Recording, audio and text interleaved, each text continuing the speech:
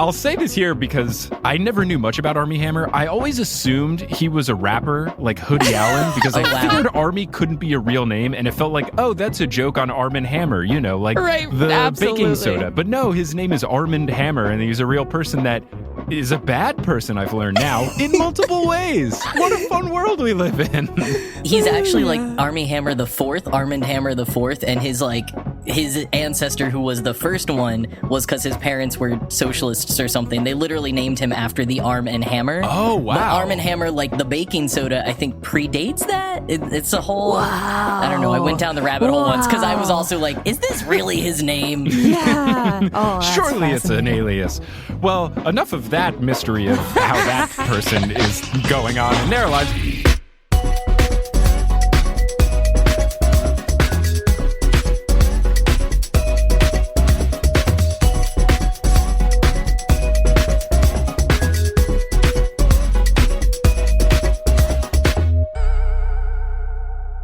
Welcome, fellow sleuths, to Meddling Adults, a game show where we grab our cameras and our high school friends and we go head-to-head to test our wits against the prowess of fictional young detectives for charity. I am your host, Mike Schubert. I am notoriously bad at solving children's mysteries, which is why I am safely behind the judges' table, letting others duke it out instead. Our contestants this week are Anna Brisbin, a.k.a. Brizzy Voices, and the author of Sorted, the host of the Kottke Ride Home. It's Jackson Bird. So, Brizzy and Jackson, how is it going? Hi, thanks for having us. Yeah. What's up?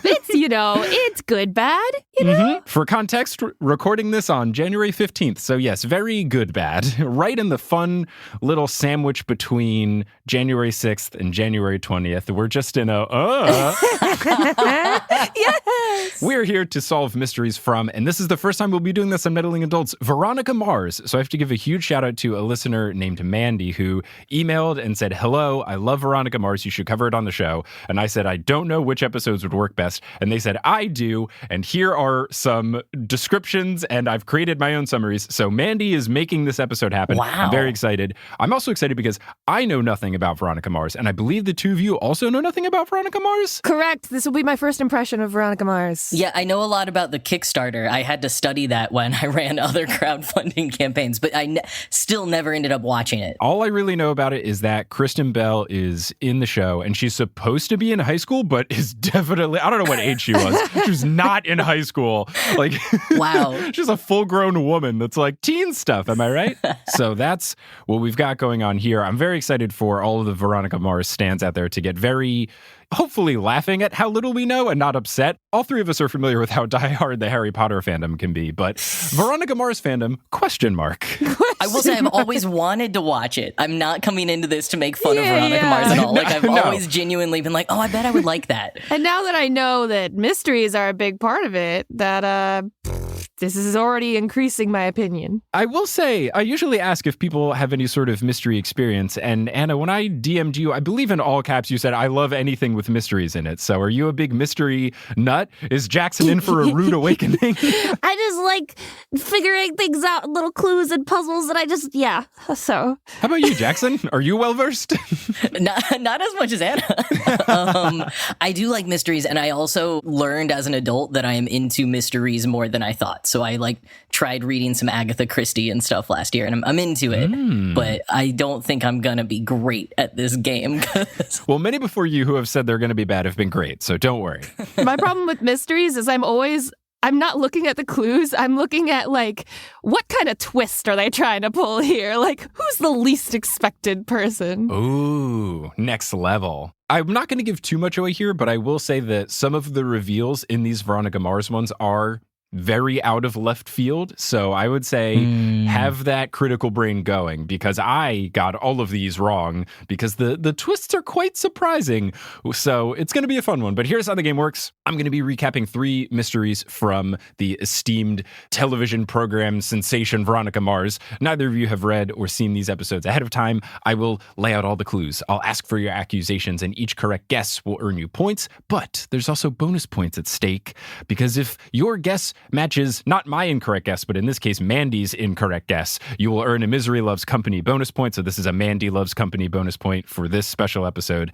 And you'll also get bonus points if, there's anything that tickles my fancy. You say a funny joke, your guess is particularly wild, you throw a sick burn at your opponent. Anything that brings me joy is going to get a bonus point because it's 2021 and this year has picked up where the last one left off, baby. So we need happiness. So this is whose line is it anyway?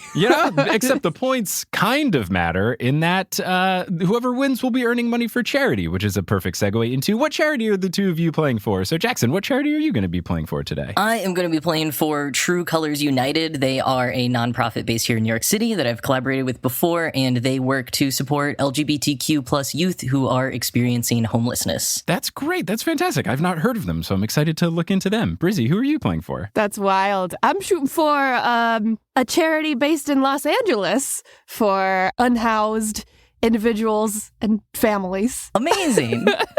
It's the Midnight Mission. Awesome. I love it. I would have loved if it was like the exact same charity with just like a synonymous name, like correct shades joined.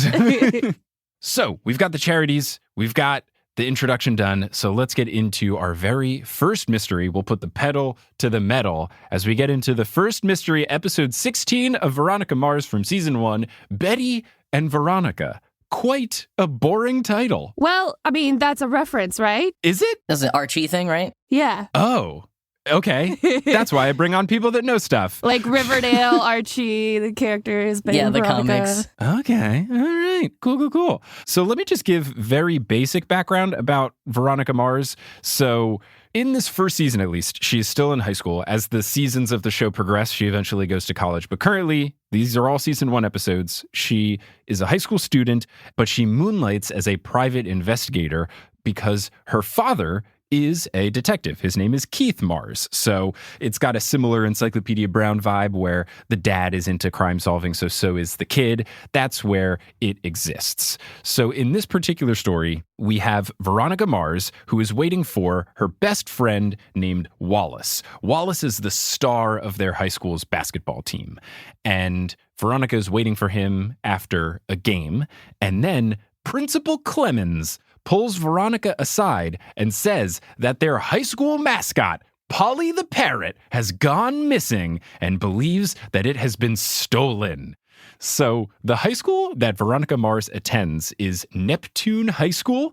I don't think that this is anything of particular importance. I just think it's a fun name that they go to Neptune High School. Yeah, I'm pretty jealous. I don't know if Greek mythology is big or if planets are big here, but the principal believes that it was stolen by the rival high school, Pan High.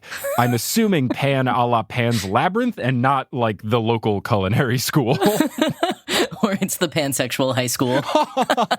Where all the pansexuals go. Why is the Neptune High School mascot a parrot and not any sort of sea creature? That is a great question. They could be the Poseidons. That would be great. They could be the Mer people. They could be the Tridents. Yeah. Sirens. Freaking get them. Yeah. Sirens would be cool. They could be just like a fun fish like the Barracudas. I feel like there's many better options. Although I do have to say, I went to Dove Elementary School, like Dove the bird, and yet our mascot was the dolphin. I think I mixed up somehow. Yeah.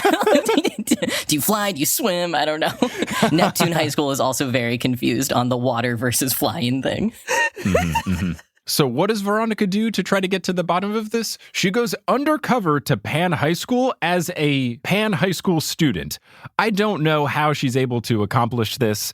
I am not sure of what false documents they have to send to all of the people involved, but she heads over to Pan High pretending to be a Pan High School student, and she's at lunch, and she is talking to some members of the Pan High basketball team because they are the top suspects in this case.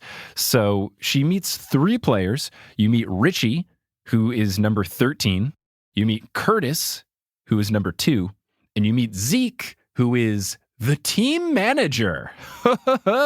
When she confronts the 3 of them asking about the stolen Polly Parrot. They're all surprised, and they haven't heard about this. They're surprised that someone would even try to steal the parrot mascot from the rival school. They are very much acting like they have no idea what's going on. Is she still undercover? Like, oh boy, I heard this happened at the other high school. Or is she like, yo, our mascot went missing. Do you know what's up? So she's still undercover. She's trying to play it cool. My cousin goes to Neptune High and told me. You don't know her, but she's from Canada. She's really sad about it. My cousin Schmeronica. Yeah. Veronica Vars, my cousin.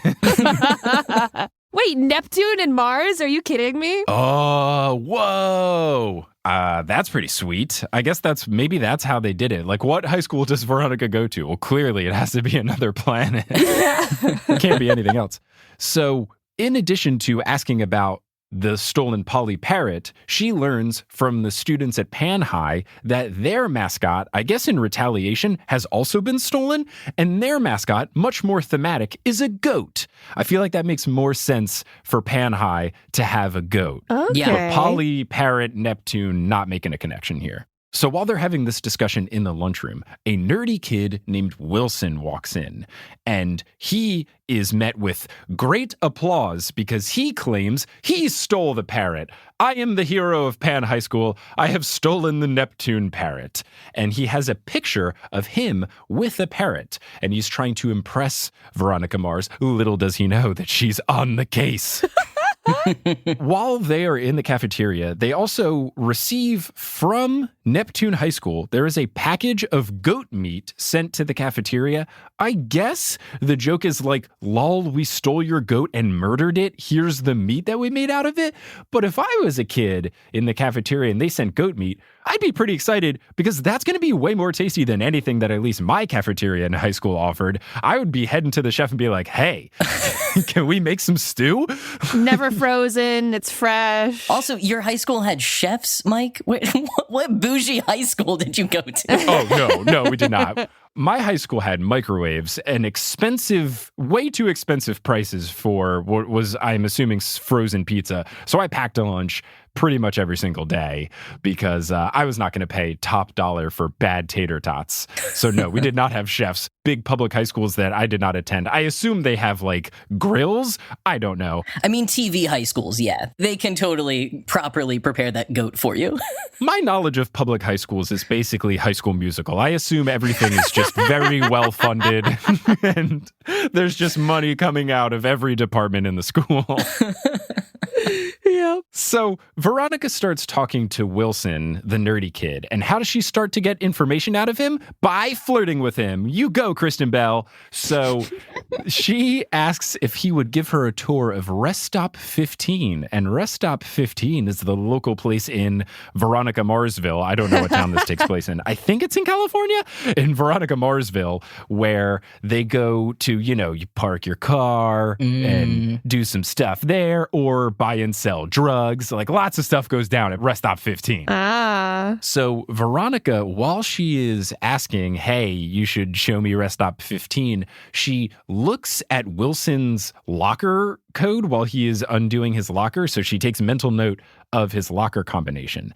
And while she's doing this, she calls her friend Weevil. Now, this character Weevil, I am the most confused by because I have not watched episodes of Veronica Mars. I'm going based off of the summaries and what I have pieced together from Wikipedia.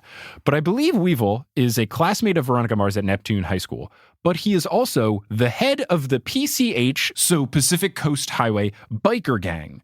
So he is the head of a gang and a high school student.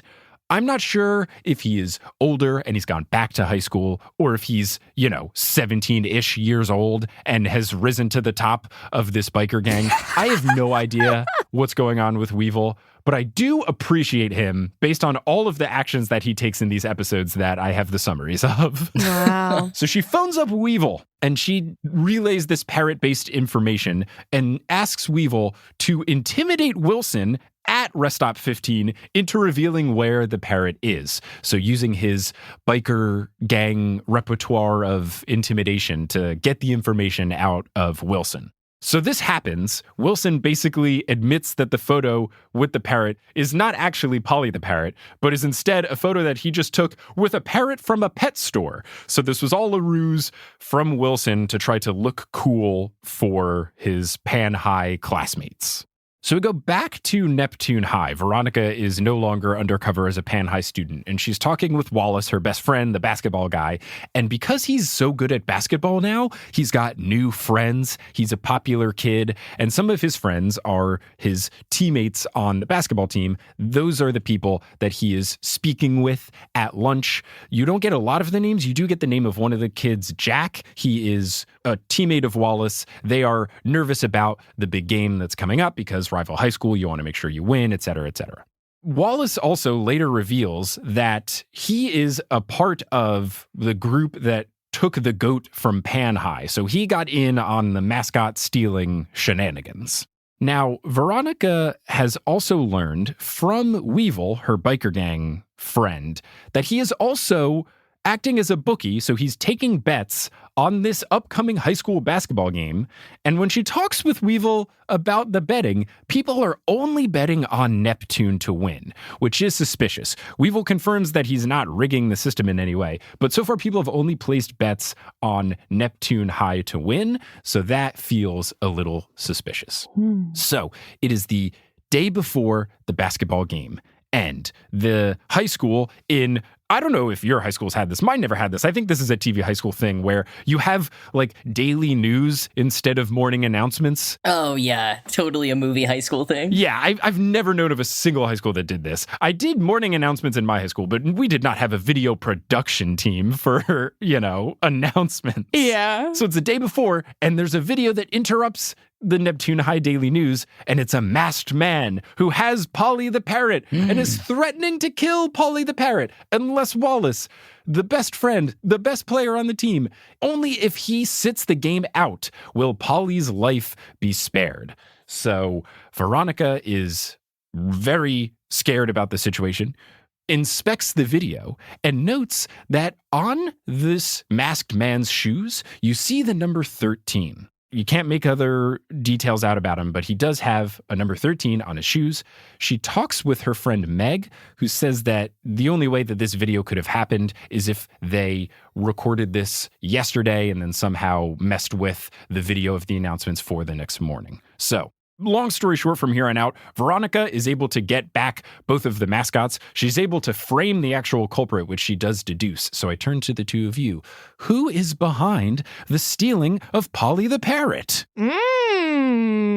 Well, the masked person, I would think, is, because I took down and we were both taking notes. Right. Very serious about this. There was one of the guys at Pan High, Richie, is number 13. Right. So that would match with the shoes, but, was he acting alone? Did someone just happen to have number 13? Like, is it a red herring? Yeah, that's just so simple. Like, is it Zeke because he's managing Richie and telling him what to do and makes him make the thing? That's a good idea. Yeah, I'm trying to figure out, like, with the bets, like, okay, so who would want Wallace to sit out if everyone is also all betting on Neptune? Is it someone from Pan High, or is it someone who would, like, be betting the opposite way? I almost was like, I don't know, maybe Weevil as the bookie is somehow involved here. But Mike said he likes Weevil, and I trust Mike's judgment. So. Oh no, I've given up the goose. Who are the people voting? I'm not voting, betting on the game are the people who go to Neptune, right? They don't really clarify. I assume it's other high school students. I don't think that just people in California are getting in on this hot betting ring around the high school game. So I think it's just other students. Yeah, and Weevil goes to Neptune. Yes, Weevil is Veronica's classmate. I did get confirmation. I got an email reply from Mandy saying that he is in high school and he is the head of a high school biker gang because #drama, I guess. Mandy's words. I feel like somehow the betting thing is important. Yeah. People who go to Neptune are only betting on Neptune to win. I mean, that makes sense, but like what? I mean, I guess it's suspicious, but they're not gonna. Now I'm starting to wonder, like that Jack character, like the only other player that we got the name of from Neptune, like maybe he's wants his moment to shine. So he's like blackmailing Wallace or threatening him, telling him don't show up to the game so that he can be the big star. Oh, interesting. Mm-hmm. That's quite a lot to go through, though, just for that. I will say in the episode, Jack does mention that he is the same position as Wallace. That is the only information about basketball that we know from Jack. That seems vitally important. I'm feeling more in this Jack theory now. Yeah, that's too much of a coincidence, right? To be the same position as the star player and to want the star player to sit out? What are you guys thinking? Let's lock in some suspects.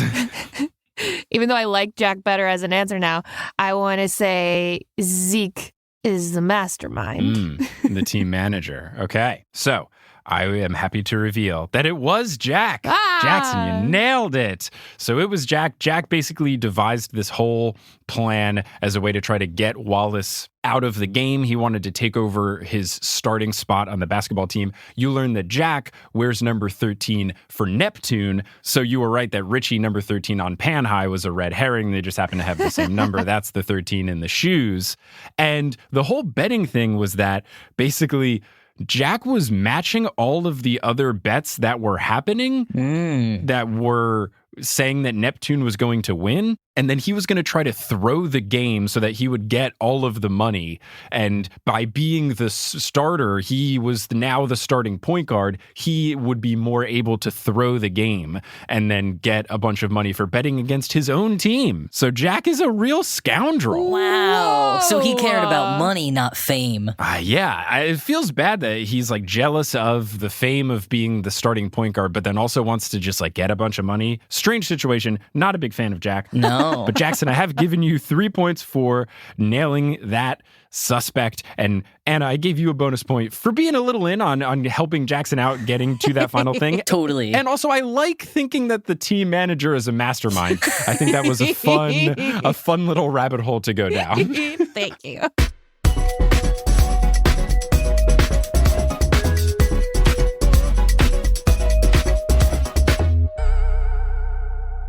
Today's episode of Meddling Adults is sponsored by Monk Pack. Now, when I say healthy snacking, your taste buds probably say, meh. Because normally, healthy snacking isn't very exciting or delicious, but Monk Pack is here to change all of that, because they make snacks that taste like our favorite sugary treats, but they only have 1 gram of sugar or less. They have 2 grams of net carbs, and they're only 140 calories. Monk Pack makes keto granola bars that are perfect for anyone that is either following the keto lifestyle, or if you just want to have a snack and you're trying to eat better, or you're trying to cut back on sugar or carbs, but you don't want to sacrifice taste. I was sent a box of nut and seed bars from Monk Pack, and they were delicious. They had a couple different varieties. Some were more of the gooey variety, others are more of the chewy variety. I enjoyed all of them. I really like the wide variety of flavors. They have flavors like coconut cocoa chip, honey nut, and blueberry almond vanilla, but my favorite was the dark chocolate peanut butter. I just love that little bitterness from dark chocolate, that sweetness and creaminess from peanut butter. Those put together with the rest of the nuts and seeds in the bar, oof, it was some good stuff. Whether it's a quick breakfast, or if you need a snack between meetings at work, or if you just want a late night snack, they are perfect. I have had these bars in all of these settings and they work. I can tell you, they come in the clutch. So try it for yourself and you'll see. And we have a special deal for Meddling Adults listeners. You'll get 20% off your first purchase of any Monk Pack product by visiting monkpack.com and entering the code MEDDLING at checkout. And Monk Pack is so confident in their product, it's backed with a 100% satisfaction guarantee. So if you don't like it for any reason, they'll exchange the product or refund your money, whichever you prefer. So to get started, just go to monkpack.com, that's monkpack.com, and select any product, then enter the code MEDDLING at checkout to save 20% off your purchase. Monk Pack, delicious, nutritious food that you can count on, and thanks for sponsoring the podcast. And also, this podcast is sponsored by BetterHelp. If there is something interfering with your happiness or preventing you from achieving your goals, BetterHelp is here for you. BetterHelp assesses your needs and matches you with your own licensed professional therapist. You can start communicating with that therapist in under 48 hours, and they have a broad range of expertise available. That's nice because that might not be available to you locally. You can do everything with BetterHelp remotely, and they are available worldwide. You can can log into your account at any time to send a message to your counselor. That counselor will reply to you in a timely manner with a thoughtful response, and then you can schedule weekly video or phone sessions, and then you'll never have to commute to a therapist's office. You won't have to sit in an uncomfortable waiting room. It's all nice and easy, and you can do it from the comfort of your own home. BetterHelp is also more affordable than traditional offline counseling, and financial aid is available. They want you to start living a happier life today, so you can go to betterhelp.com/meddling. That's betterhelp, HELP.com/meddling. You can join the over 1 million people who have taken charge of their mental health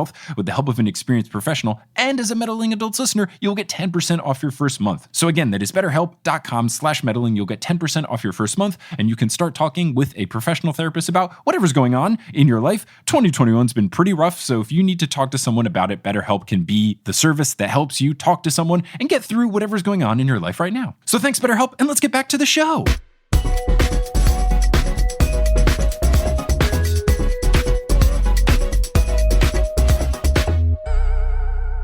We now go into our second mystery. Jackson has a 3-1 lead. The second mystery is called Cain's and Abel's. Oh, man. It is midterm time at Neptune High School, a fun, stressful time for everyone. And we see one of Veronica Mars's friends, a fellow student of Neptune High named Sabrina. She is currently the senior class valedictorian, and she asks Veronica for help. She says that someone is harassing her every night while she is trying to study, harass in terms of like make noise outside of her window and stuff. Oh, okay. They're trying to make it so that she can't study as well. She's afraid it's going to impact her midterm grades. And the big reason that this is such a big deal is that the valedictorian gets a full ride scholarship Whoa. to whatever college that they want to go to. There's some rich family in town, the Cain family. They are offering a full scholarship to the university of choice for the valedictorian of the graduating classes of Neptune High School. Any university? Yeah, dude, that's huge. Jackson and I both went to NYU, so we're like, what the fuck? Yes, that's a lot of money for us. Yeah, that was, my diploma was a very expensive rectangle. I would have loved for it to be free. And I was valedictorian, so what the fuck? Wait, were you really? Out of 14, it doesn't make it that impressive. I mean, you're still Still. number one. So Sabrina's initial suspicions are that it is her ex-boyfriend, Kaz, who is upset that she broke up with him. So she thinks that Kaz is just trying to get back at her and make her lose her valedictorian spot, a revenge plot of sorts. So later that night, Veronica goes to visit Sabrina and notices a yellow truck that drives by several times. And Veronica notes that Kaz is inside of this truck, but he claims that he was just keeping an eye on the house because he heard that someone was messing with Sabrina, and he's trying to be a good person because he still has feelings for her, but I don't know. Could be suspicious. Yellow van. Yeah, I mean, white vans are bad, but yellow vans. Yeah, yellow. Is this good or the worst? Sabrina later on has this midterm. She hasn't been able to study as well for it. She scores lower than she hoped for on this midterm, and she loses her valedictorian status to Hamilton Cho. Hamilton Cho is able to edge her out for the valedictorian spot. So Veronica starts to talk to Hamilton at his job. He's a pizza delivery guy, and she tries to see if he's behind all of this. When she approaches him about it, he says that he has no idea that this was even happening to Sabrina. They have a conversation a little bit about being valedictorian, getting the scholarship. He mentions that he was accepted at Oxford, but he's afraid that he's not going to be able to go there because after talking with his dad said that his family just can't afford to send him to Oxford. So he's upset about that, but the whole time stays true that he didn't even know this was happening to Sabrina. He's not the one doing it, etc. Now, the next night, there is a car alarm that is keeping Sabrina awake. Veronica is staking out Hamilton at his job at the pizza place at the time, and Hamilton says that he has been working all night this night when Veronica eventually talks to him. Sabrina then gives the license plate number to Veronica, and she learns that the car, this yellow truck that kept going back and forth, is connected to a rival private investigator in town named Vinnie Van Lowe. Wow. So the episode continues, and I can't really give further details without giving away who is behind it. But Veronica is basically does some sleuthing and is able to determine who is behind the whole scheme to screw Sabrina out of being valedictorian. So I turn to the two of you. Who is behind this nonsense? Ooh. Well, I tell you, Hamilton is sus. That's for sure. Right, but Hamilton's too sus. That's the problem. I know, right? We've got Hamilton, we've got Kaz, the jealous ex-boyfriend, and we've got Hamilton's dad. Hamilton's dad was there one of the times as well when she was tailing and scoping out Hamilton at the pizza place, so we do see him. So we've got that, and then we also have whatever's going on with Vinnie Van Lowe, private investigator. And so Vinny was in the same yellow truck that Veronica saw Kaz in, or is it a different... Oh, wait, truck or van? It's a yellow truck. Yeah, that could make the thing less suspicious if it's a truck. But, you know, Vinnie Van Lowe, if he has a van, that's just, he's super guilty. So it's a yellow truck.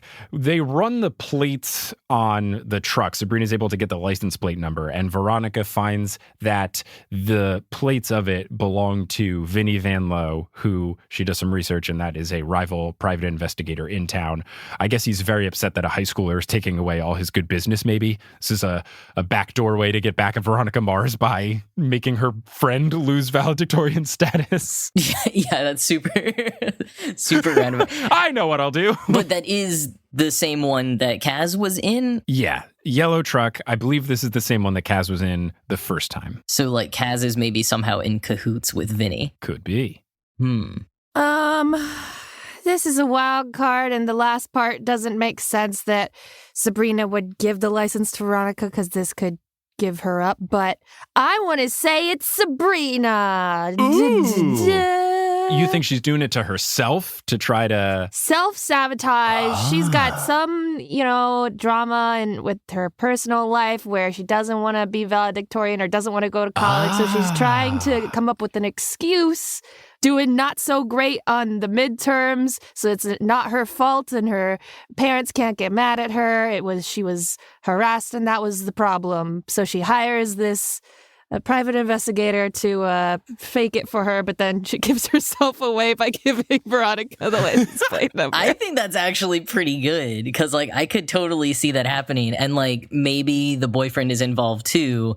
And then, he got caught by Veronica, so he had to come up with the excuse. He was playing a part of making it look like something was happening. Maybe they were back together for a little bit or something like that. What about you, Jackson? Who are you thinking is behind all this? I do like that one, but I also, as soon as you said the title of the episode, Cain's and Abel's, oh, yeah. I was thinking, okay, so is there some type of familial betrayal somehow? Oh. We didn't learn any more about the Cain family from anything that you said, but maybe there's some relation there somehow, or it's not them and it's just the familial relationship is between Hamilton and his dad. Because I don't know, being a pizza delivery guy, that's a pretty easy way to harass someone with noise every night, even if he wasn't caught by Veronica. That's super easy. You have to drive around for your job every night and be like, yeah, I was at work and my work was driving by Serena's house. So for lack of any other better guess, I'm just going to go ahead and still say that it was Hamilton. Okay, so you are both incorrect, but Anna gets a bonus point because that was the Mandy Loves Company bonus point. That was exactly Mandy's guess. She thought that Sabrina was trying to push the test back. I thought that was a great theory. I didn't think of that myself, but I think that's fantastic. So she thought, same kind of deal, nervous about the test. I'm going to come up with some sort of excuse so I could get my test delayed, whatever. Jackson, you were close. It wasn't Hamilton. It was Hamilton's dad. Oh, I almost said that. So Hamilton's dad, out of fear and didn't want his son to be disappointed that if he got into Oxford, he couldn't go, he was trying to sabotage Sabrina so that Hamilton could become valedictorian and get that full ride via the Cain scholarship. Ooh, so a dastardly love that. deed from the father of a high school student. Helicopter parents, been around a long time, apparently. I don't feel if I were valedictorian or salutatorian, my parents would not know the other kid that I was competing against. That's wild. Maybe Neptune High is a 14-person high school and it's really intense and it's cutthroat. and people are trying to bring down that dang Anna Brisbin. Keeps getting hundreds. It's that scholarship, man. That would make it really cutthroat. I am actually reading a YA novel right now that's coming out later this year, and literally part of the plot is that they go to this like super wealthy like prep school with these alumni who have so much money, and almost every year the winners of homecoming court end up getting like some type of full rides or like acceptance into their favorite school because the alumni are just so well connected. And so like there's this competition for homecoming king happening. It's exactly what you just described, except instead of being smart, you just have to be popular. Oh no, that's so much worse. I absolutely hate that. Yeah, it would be bad. The book is great so far, though. It's called May the Best Man Win. That's awesome. My high school, all of the alumni fundraising was to do financial aid-based scholarship stuff. So that was very cool that my high school did this. And then they also, without telling me, you got a scholarship if you kept your GPA above 100 for 3 years and then also 4 years. So just like one day in the mail, my mom just like got a big check. And apparently I had won some scholarship I didn't know about by being a big nerd. Wow. So I'm glad my high school did not go down the popularity route. And instead it was like helping people out and also like, hey, you're a big nerd. Okay, so the score is now a blistering 2-3 as we get into our final mystery, credit where credit is due. Ooh. In this one, we meet a new Veronica Mars character, Logan. Logan is a rich kid. He is very fancy in this Veronica Marsville in California. He is the son of a movie star. So Logan is hosting a beach party, as you do in California. And this beach party gets crashed by Weevil's motorcycle gang.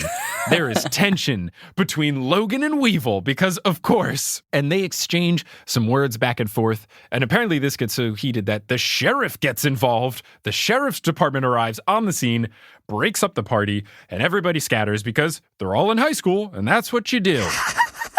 So the next day, the sheriff's department arrives at the house of Weevil and his cousin Chardo, and they are there to arrest Weevil's grandmother, Mrs. Navarro, for credit card fraud. The reason they have pinned her for credit card fraud is that they have proof that someone has stolen pre-approved credit card offers from the Eccles. So this is Logan's family. The Eccles are very well-to-do, apparently so well-to-do that credit card companies send them like prepaid credit card stuff that you don't need verification for. It's not very clear how this credit card fraud works, but apparently people are sending the Eccles prepaid credit cards and someone used them, and the sheriff's department believes that Mrs. Navarro, the grandmother of Weevil and Chardo, is behind it. Now, the reason they arrest her is because she is the housekeeper of the Eccles family. So their reasoning is that, you know, they just take these things from the mail. They're not going to use them. They put them in the trash. Someone went through the trash to get them. The person who deals with the Eccles' trash is Mrs. Navarro. She's the main suspect. So that is what led to Mrs. Navarro's arrest. So Mrs. Navarro's lawyer later has a meeting with Veronica's dad, Keith Mars, who is actually a detective, and the lawyer believes that it was actually Weevil. So they are trying to work out who's actually behind it. They think Mrs. Navarro is innocent. The lawyer thinks it's Weevil. Veronica's dad kind of agrees with the reasoning and starts to think it could be Weevil as well. They play up this angle of Weevil and Logan not liking each other. It could be a revenge situation. But Veronica thinks that Logan might have framed Weevil because of the whole dispute at this beach party. You know, Weevil wrecked his vibe, so I've got to get back at him with framing him for credit card fraud, as you do. Veronica tries to bring this up, but Keith and Mrs. Navarro's lawyer shoot her down. So Keith and now the whole Mars family is in on the case. So you have Veronica and her dad working together. So Veronica is able to find out the credit card charges from Weevil's lawyer. And Veronica learns that these credit card charges were for motorcycle accessories, piercings, a cell phone bill, and a stay at the local swanky hotel, the Neptune Grand. So fancy hotel in the area, and purchases that could look like Weevil since he's in the biker gang, or Chardo, the cousin. He is also in the biker gang. So Veronica has a friend that works in the school office, and she has that friend get Weevil's class schedule and attendance record. And Veronica is able to find out that Weevil was in shop class at the same time that most of these purchases on this credit card were made. They were all online purchases, so they have the exact time that these purchases were made. And it lined up to be at the same time that Weevil was in shop class. But it was also at the same time that Logan, rich kid, and his rich girlfriend, Caitlin, played by Paris Hilton. They were in computer lab at the time that these online purchases took place. So, Okay. But yes, played by Paris Hilton. Wow. Incredibly 2004 of this TV show to do. That was back when Kim Kardashian used to hold Paris Hilton's purse. How times have changed. Oy, oy, oy. So Veronica tries to tell her dad, Keith, about the proof, this whole thing about Weevil having an alibi of being in shop class. But when she tells her dad about this, Weevil apparently has already confessed to the crimes, specifically because he doesn't want his grandmother to be arrested. So good guy Weevil strikes again. Love Weevil here. So Veronica learns that Logan and Caitlin, they were in computer lab when those charges were made. And Logan's browser history from the computer he was using in computer lab shows that he visited the Neptune Grand's website during computer lab. So Veronica is more suspicious that this is Logan trying to frame Weevil, just trying to do as many things that can tie all of these things together and make Weevil look guilty. So Veronica asks for her dad's help in investigating this angle of the crime, and they put on an act.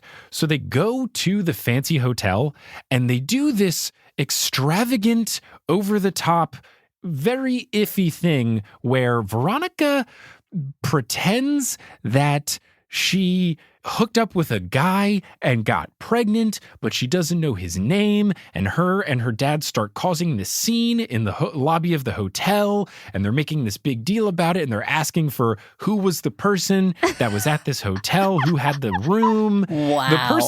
The person at the hotel desk is just like, I want you to stop making this ruckus. Here's the information about the person, which feels highly illegal, but this was just a very strange way to get to the bottom of this. It was effective. Yeah, but ay. So they get the credit card statements from the person working at the hotel desk. They find out that Caitlin signed the room service bill, the girlfriend of rich guy Logan, signed for it using the Eccles family credit card. So that is the information they're able to learn from the hotel itself. Then they also find in Caitlin's phone, Logan says to Veronica that he saw a lot of outgoing calls from Caitlin's phone to Chardo, Weevil's cousin. So a new wrinkle has entered. Apparently, or at least from appearances, it looks like Caitlin is calling Chardo a whole bunch. So Veronica is then able to do some more sleuthing, and there's some more ties with Caitlin's phone number showing up in a couple of places on the cell phone bill that was on that prepaid card. So there's more ties between Caitlin getting involved. She does a little bit more sleuthing and is able to reveal who is behind it. So I turn to the two of you. Who is behind this elaborate credit card fraud? I wanted to say Paris Hilton, like, as soon as she was mentioned. And then she was mentioned too many times. And I was like, well, now it's just, like, too much. The suspects we've got here are, it could actually be Mrs. Navarro. It could be Weevil. It could be Chardo. It could be Logan trying to frame Weevil. And it could be Paris Hilton. Who is Caitlin? Who is Caitlin, yes. I was on Veronica's side. Like, I was thinking the way she did at first of, like, clearly Logan is framing Weevil because the party, and he wants to get back at him, and he has the connection to the grandma, so it's easy for him to do that. But the stuff at the end makes me start thinking that Caitlin and Chardo are having an affair when they went to the hotel together, and Caitlin... there's something, maybe like Chardo took the credit card after they spent time together, and he did the piercing and the motorcycle gear, or...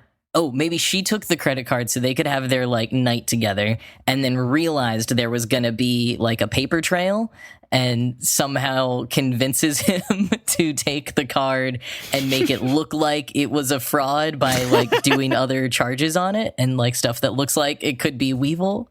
I don't know. But I definitely think it was, like, Caitlin / Weevil and that they're having an affair. And somehow we're trying to cover their tracks for that. Caitlin and Chardo? Yes. Oh, sorry. Yes. Caitlin and Chardo having an affair. Yeah. That's definitely what it sounds like the most. I'm wondering if there's no framing going on. Caitlin is just being opportunistic and doing what she can to get with Chardo and do so for free. Logan's a dick, so she's like, let's fuck over his family. This card. That's what makes the most sense. Ah, God. If you want to have the same guess, that is okay. We go by the honor system here, and if you both are suspicious of Caitlin / Chardo, one versus the other, it feels like you're leaning more in the Caitlin department, though, Brizzy, specifically that it's her. And Jackson, you felt more like Chardo trying to wine and dine Caitlin. See, I don't know. I guess I felt like they were sort of in it together. But I don't know, like, Anna, you're right. Like, it could be, this seems too obvious. So maybe there's something totally on a left field we're not thinking of. Yeah, that's what I always feel like. It's got to be some person who was only mentioned once. like it has been every other time. It just actually is Mrs. Navarro. Nope, it was just Mrs. Navarro. She went through the trash. I mean, did anyone see if she got any new piercings recently? Oh, she's got a new leather jacket. Yeah, I want to say Caitlin and Chardo together. Oh, maybe it's Caitlin and Logan went to the hotel. They had room service on like the Eccles card, but then maybe realized that they were going to get in trouble with his parents or something for like, because they used the prepaid card or they weren't supposed to go to the hotel or something like that. And so then they loop in and blackmail Chardo and like Caitlin is pulling Chardo in to frame. I don't know how they would convince him. They'd have to blackmail him somehow, but like pulling him in to cover their tracks. Okay. So you've switched to Logan and Caitlin, and Brizzy is on Caitlin and Chardo together. Yeah, I don't know that I believe it more, but I'm gonna say it. I wonder if we could figure out what order the charges were in, like, because that would help, right? If like the hotel is first, and then they're like, oh, here's a bunch of motorcycle shit.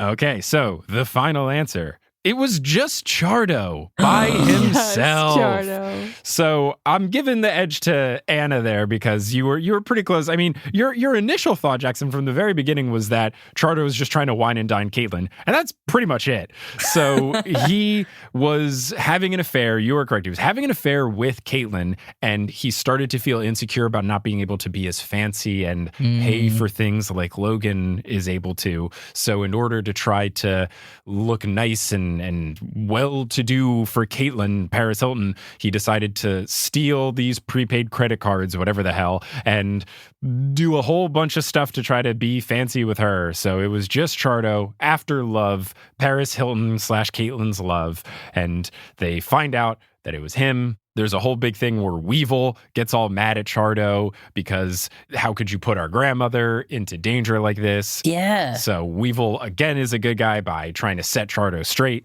So that is the final thing. I give you a bonus point there, Jackson, since you were close. And also, I like the whole Logan back around framing. Oh, crap, we got to buy a bunch of motorcycle stuff. I like that a whole lot. But Anna, with getting that one right, you have narrowly won this one 5-4, meaning that you're the winner of this episode of Meddling Adults, and you have won money for the Midnight Mission. Oh, so at the buzzer, you come in and swoop. How does it feel to reign victorious? It feels beautiful. Congratulations. Makes me want to watch Veronica Mars. Yeah.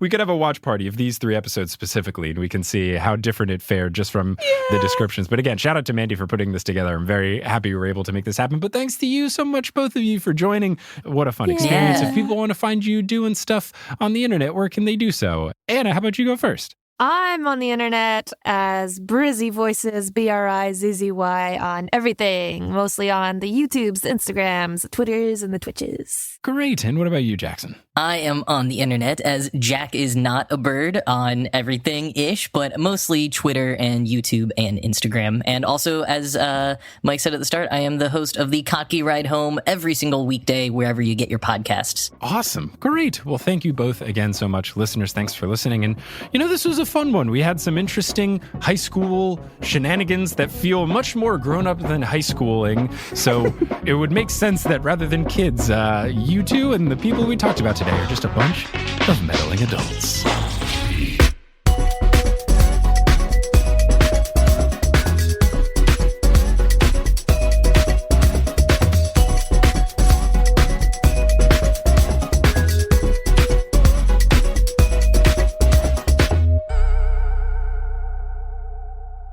Hello! Thank you so much for listening to this episode of Meddling Adults. Meddling Adults is created, hosted, and produced by me, Mike Schubert. Our editor is Brandon Grugel. The art is by Maayan Atias and Kelly Schubert. The music is by Bettina Campamanes and Brandon Grugel, and the web design is by me and Kelly Schubert. If you want to support the show, you can do so in a couple of different ways. First, you can go to patreon.com/meddlingadults, where you will get early access to episodes, bonus clips, and we'll put your name on the website. And we'll say thank you at the end of the season if you give it the highest tier. If you can't give on a monthly basis and you want to give a one-time donation, you can do so at paypal.me/meddlingadults. And if you aren't in a position to give money right now, but you still want to help the show, rate us on iTunes, tell someone about it, post about it on social media. All of these things help the podcast a bunch. If you want to follow the show on social media, you can do so at Meddling Adults on Facebook, Instagram, and Twitter, and reddit.com/r/meddlingadults.